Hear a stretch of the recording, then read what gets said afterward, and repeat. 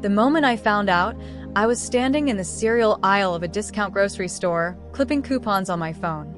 That's the part that gets me even now. The sheer ordinariness of where I was. Fluorescent lights humming overhead.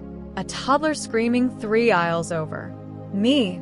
In the jeans I'd owned for 4 years because I told myself we couldn't afford new ones, carefully checking whether the store brand oats were cheaper per ounce than the name brand.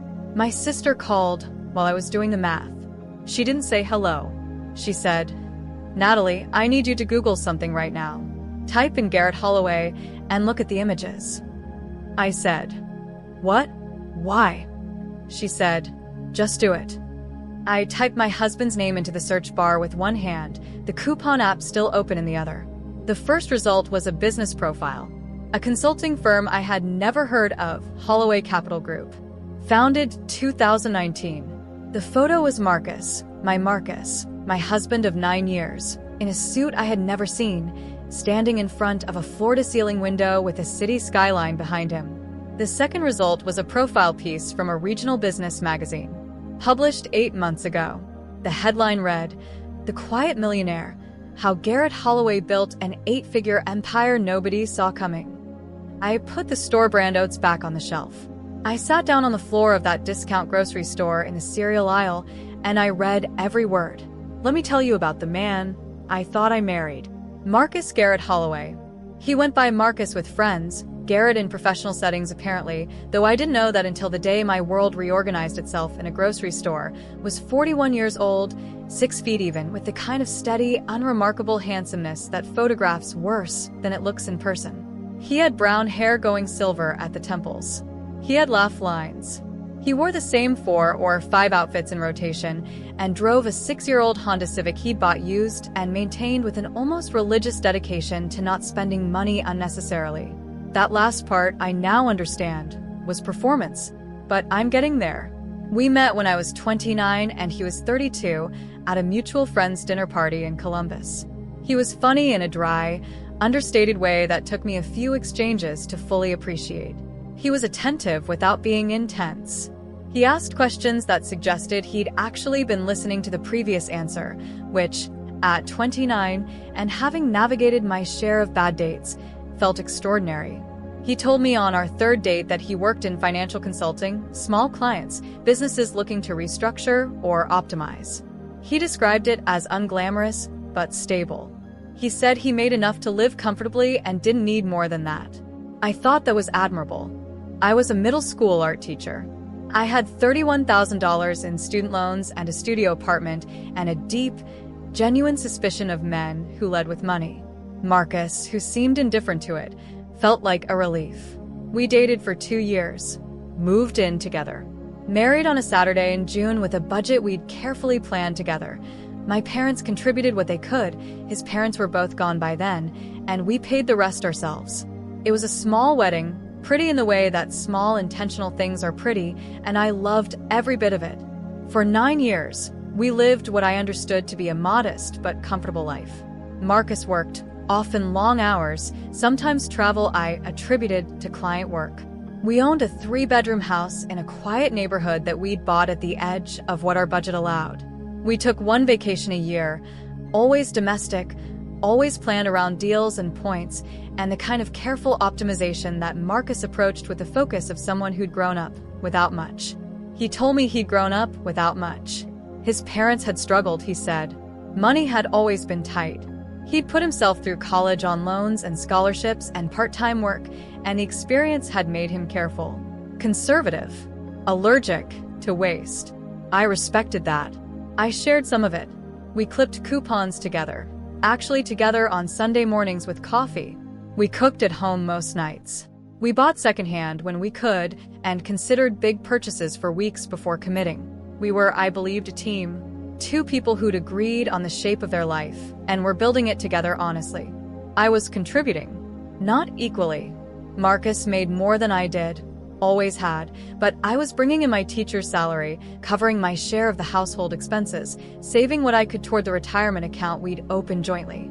Jointly. That word will matter later. The magazine article was 1,400 words. I know that because I counted, in a dazed way, somewhere around the third read-through, sitting on the floor of the grocery store while a store employee asked if I was okay, and I told him I was fine, just dizzy, probably needed to eat something. The article described a man who had built a financial consulting empire over the course of a decade, starting with a handful of mid-sized regional clients and expanding, through a combination of calculated risk and apparently exceptional instinct, into a firm managing portfolios in the eight-figure range. It described a man known in business circles for his discretion. The article used the word private 4 times and reclusive twice, who had deliberately kept his professional success out of public view. It quoted him. He said, "I've never been motivated by lifestyle. What I build because I find the work genuinely interesting. The money is a byproduct." The journalist had found this charming, apparently. The article's tone was admiring throughout. I found it something else.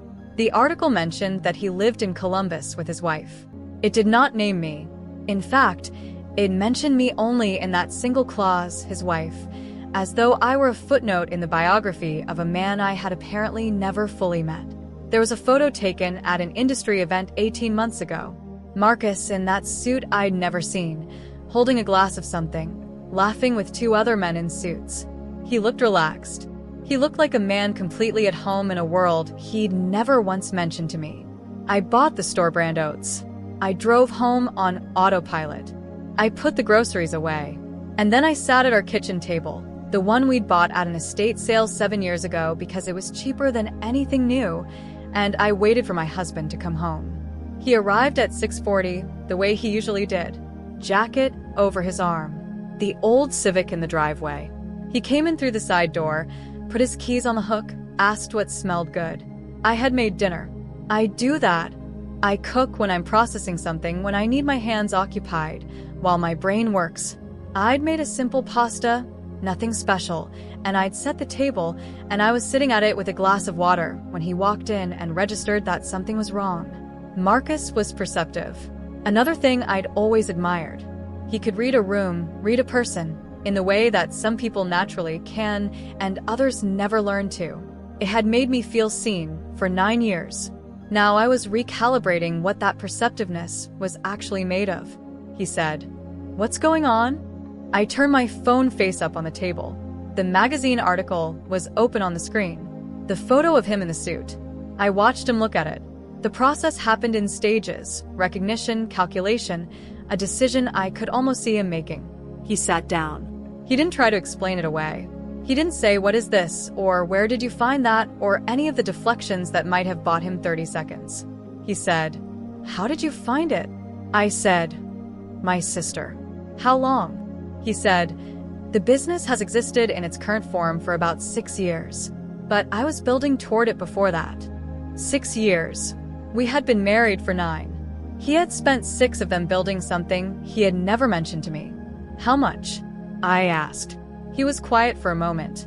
Then, "The firm manages roughly 40 million in client assets. My personal share of the firm's value," he paused. "It's around 11 million. Liquid assets closer to 3. I heard myself say, $3 million. He said, "Yes." I said, "And our joint retirement account has what it has," he said. "That's real. That's separate. But it's not everything." "No." I ate some pasta. I don't know why. Muscle memory, maybe. Something to do with my hands while I absorbed the fact that my husband was, by any reasonable measure, a wealthy man, and I had been clipping grocery coupons for the better part of a decade while he watched. The conversation lasted 3 hours. I want to be honest about how it went, because I think it's easy to tell the story in a way that flattens Marcus into pure villain and me into pure victim, and neither of those is quite true, even if the fundamental thing he did was a profound and calculated betrayal. He wasn't cruel about it. He wasn't cold. He answered every question I asked, which was more than I'd expected and which complicated my anger in ways that took me a long time to work through. He had started building the business before we met, he said. It was small then, genuinely small, nothing worth disclosing. By the time we were serious, it had grown enough that he'd made a choice. To keep it private. To see if what we had was real, without the variable of money changing it. He said he'd grown up watching money destroy relationships.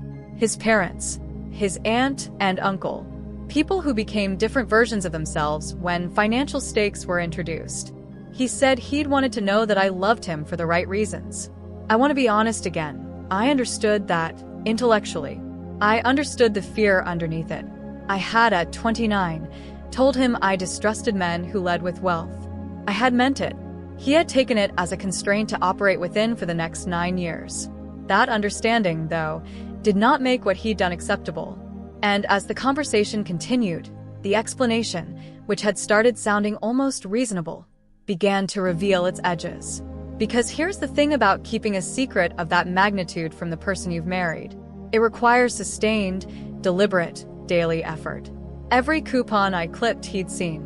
Every time I'd apologized for not being able to contribute more, he'd heard it. Every vacation we hadn't taken. Every renovation we'd postponed. Every conversation about money where I'd worried aloud, and he'd nodded sympathetically and said we'd manage. He'd been present for all of it. Actively present. Actively choosing, every single day, to maintain a fiction that was costing me real things. Real choices. Real years. I asked him, "Did you ever want to tell me?" He said, "Yes, many times." "What stopped you?" He looked at the table. "I think, by a certain point, it had gone on long enough that telling you felt more dangerous than not. I'd built something I was afraid of losing. Me?" I said, "Yes." "So, you protected yourself," I said. "For 9 years, under the cover of protecting our relationship, you made a choice every single day that served you.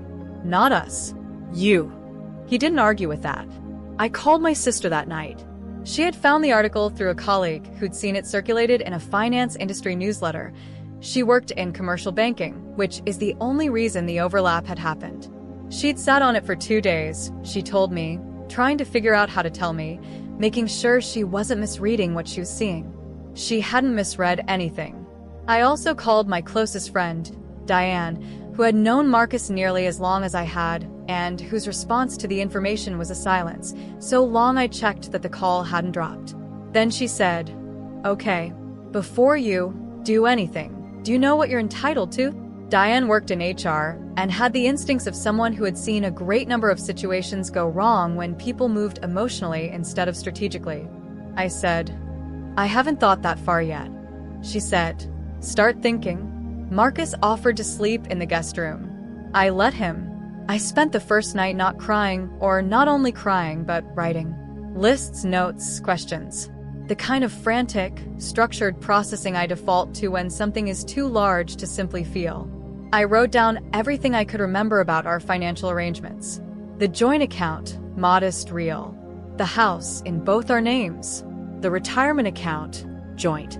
My car, paid off. His car, paid off. And somewhere, entirely invisible to me, $11 million and a firm that managed $40 million more.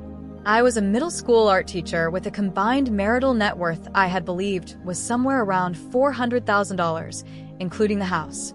The actual number was something else entirely. The next morning, I called a family law attorney. Her name was Patricia, referred by a friend of Diane's, and she had an energy that I can only describe as organized lethality. She listened to everything I told her. She took notes. She asked specific questions that revealed a knowledge of how these situations worked that was both reassuring and slightly frightening. She said, "In this state, marital assets are subject to equitable distribution. The question is what constitutes marital assets. If he built the business primarily during the marriage, 6 of the 9 years, I said, then a significant portion of its value may be considered marital property. Separate property established before the marriage complicates it, but 6 years of growth during the marriage is substantial. We'll need full financial disclosure." She said the words full financial disclosure with a particular weight, and I understood that they were going to be among the most important words in whatever came next. I want to tell you about the week between that first attorney meeting and the moment Marcus and I had the conversation that changed the trajectory of everything. It was the strangest week of my life, and I've had some strange ones. I went to work. I taught my classes. I graded projects on perspective drawing and looked at 12-year-olds rendering the world as they understood it and thought with a slightly unhinged internal laugh that perspective was exactly the thing I was currently reconstructing. I did not tell my colleagues anything. I smiled at the right moments. I answered emails. I supervised a lunchroom duty shift on Thursday with the mechanical competence of someone who has learned to separate function from feeling. At home, Marcus and I were civil in the careful, exhausting way of two people who have agreed, wordlessly, by instinct, to hold the full weight of something in suspension while other things get sorted. He cooked twice. I thanked him. We discussed whose turn it was to walk the dog, a rescue beagle named Harold who remained serenely unbothered by domestic tension, and divided the task with more equity than we'd apparently divided much else. I watched him, during that week, in a way I hadn't since we were new. I was looking for the performance, trying to see where the man I knew ended and the man in the magazine began. And the disorienting thing, the thing I couldn't fully reconcile then, and have only partially reconciled since, is that I couldn't find a clean line. He was still himself. Still dry, still attentive, still the person who remembered how I took my coffee and left the first section of the newspaper for me and scratched Harold behind the ears in the specific way that made the dog's back let go involuntarily. He had been himself the entire time. That was the version of himself that had also been hiding $11 million and a business empire and an entire professional identity from his wife. Both things were true. That's what made it hard. The second major conversation happened on a Saturday morning, 9 days after the grocery store. I'd asked Patricia what I needed to know before it, and I went in with a clarity I'd spent the week building toward. Not coldness. I wasn't cold about it. Couldn't have been if I'd tried. But groundedness. A sense of where I stood and what I needed to say. I told Marcus I had seen an attorney. He nodded. He didn't look surprised. I need full financial disclosure, I said. Everything. The firm, personal accounts, assets, investments. Everything that exists, I need to know about it. He said, I'll give you everything. I also need you to understand something, I said. I'm not angry because you're wealthy. I want to be very clear about that because I think there's a version of this where you've told yourself the secret was protecting us, protecting me, protecting what we had. And I need you to understand why that's not what it actually was. He waited. You made a choice on my behalf, I said. For 9 years, you decided what I could know about my own life. You decided what decisions I was capable of making, what information I could be trusted with, what version of our reality I was allowed to see. You didn't protect me. You managed me. There's a difference. The expression on his face during that speech is one I will not forget. It was the look of someone hearing a thing they have known, somewhere beneath the surface for a long time, and feeling it finally arrive in language. He said, You're right. 2 words. Quiet. No qualification. I had expected defense. I had prepared for defense. The absence of it undid me more than anything else in the conversation. I cried then, the first time I'd cried in front of him since it started. Not for long, but genuinely. He did not reach for me, which was the right choice, and the fact that he knew it was the right choice made me cry a little more. Marcus provided complete financial disclosure within 2 weeks. Patricia reviewed everything, brought in a forensic accountant to verify, and what emerged was a picture of extraordinary compartmentalization. The business, Holloway Capital Group, had been incorporated 6 years into our marriage. It had grown from a modest consulting practice he'd been running under a different structure since before we met. The timing of incorporation, Patricia noted, was significant. It was the year after we'd bought the house together, the year after our finances had become most deeply intertwined. He had not, as far as the accountant could determine, hidden marital money in the business. He hadn't taken from our joint accounts or diverted my financial contributions. The coupon clipping life we'd lived had been funded by the modest legitimate salary he drew from the firm, a salary calibrated, I now understood, to maintain the appearance of a life he'd constructed. The rest, the growth, the equity, the accumulated value, sat in separate accounts and structures established entirely in his name. Patricia explained what this meant for my position. It was not simple. Equitable distribution in our state didn't mean equal. It meant fair, as determined by a range of factors. The growth of the business during the marriage was the central question. Marcus's attorneys, because he had won now too, a reality that made everything feel suddenly procedural in a way that hurt differently than the betrayal itself, would argue that the business was built on expertise and relationships that predated our marriage. Patricia would argue that 9 years of marital life, support, and the stability I had provided had contributed materially to his ability to build it. It was going to be complicated, and it was going to take time. I want to tell you what happened in the months that followed, because I think the story only makes sense if you understand the full arc of it. We did not reconcile. I want to say that plainly, not dramatically. We had many conversations, some of the most honest conversations we'd had in our marriage, which was its own particular irony, and there were moments in them where I felt the pull of the person I'd loved for 9 years and the life we'd built together. Marcus was not a monster. He was a man who had made a catastrophic choice from a complicated place and spent nearly a decade compounding it through silence. I understood him better by the end than I had at the beginning. That understanding did not rebuild the trust. Trust, I have learned, is not rebuilt by understanding. It's rebuilt by time and transparency and demonstrated change, and I was 40 years old and not willing to spend the years required finding out whether the rebuilt version would hold. We divorced. The process took 14 months. It was not a war. We'd hired attorneys, but we'd also, somehow, maintained enough mutual respect to prevent it from becoming purely adversarial. There were negotiations, compromises, difficult conversations, and a forensic accounting process that was about as romantic as it sounds. The final settlement reflected what Patricia had argued, that the marital years had contributed substantially to the business's growth, and that equitable distribution required acknowledging that contribution. I will not state the exact number, partly for privacy, partly because it still produces a complicated feeling I don't have a clean name for. What I will say is that it was enough to change my life. Not in a suddenly I'm rich way. In a I no longer have to count every dollar way.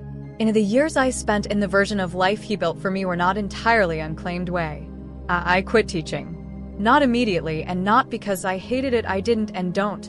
But I had spent 15 years in that classroom partly by choice and partly by the constraint of a financial reality that, it turned out, wasn't fully real. With the settlement, I had options I hadn't previously allowed myself to imagine.